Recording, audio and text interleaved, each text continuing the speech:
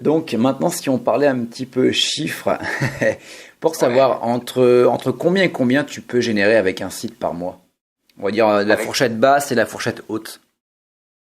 Alors là, moi, tu sais que moi, j'ai de tout en fait. J'ai des sites qui Ouais, sont récents, qui génèrent encore quasiment rien, donc il y a du travail à fournir.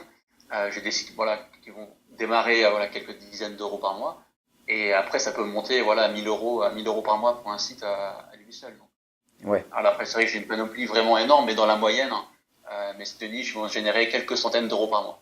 ouais. Donc c'est quand même agréable. Imagine que tu as ne serait-ce que, allez, on va dire 5 sites de niche. Si vraiment tu es bien tombé et que tu as bien optimisé, bah, tu peux dépasser la barre des 1000 euros par mois. Ou du moins Oui, t'en sans problème. rapprocher énormément. Et l'intérêt Ouais, aussi, c'est que exactement. c'est quand même, bon, t'as toujours de l'entretien.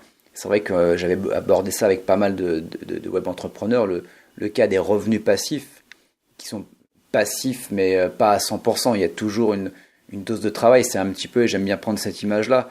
Si tu as une locomotive, bah, tu vas charger en charbon, tu vas travailler comme un porc pendant 1 à 2 heures, enfin, dans la locomotive, mais là, 1 à 2 mois sur tes sites, voire un peu plus pour la question de créer le système finalement. Et puis à partir du moment où la locomotive est lancée, bah, il faut toujours remettre un petit peu de charbon pour garder le rythme de croisière. Parce que si à un moment tu laisses trop longtemps les sites, encore ça dépend. Il y a des sites, j'avais laissé 1 an et ça marche toujours, mais il y a toujours un moment où bah, tu as des nouveaux concurrents, tu as des updates Google, donc tu es toujours obligé de mettre un petit coup de pelle de charbon de temps en temps, quoi.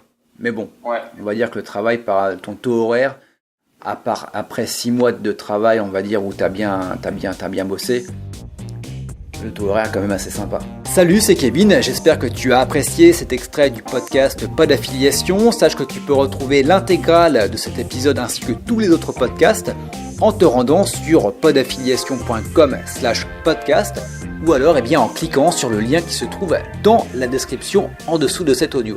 On se retrouve très bientôt, ciao, bye bye.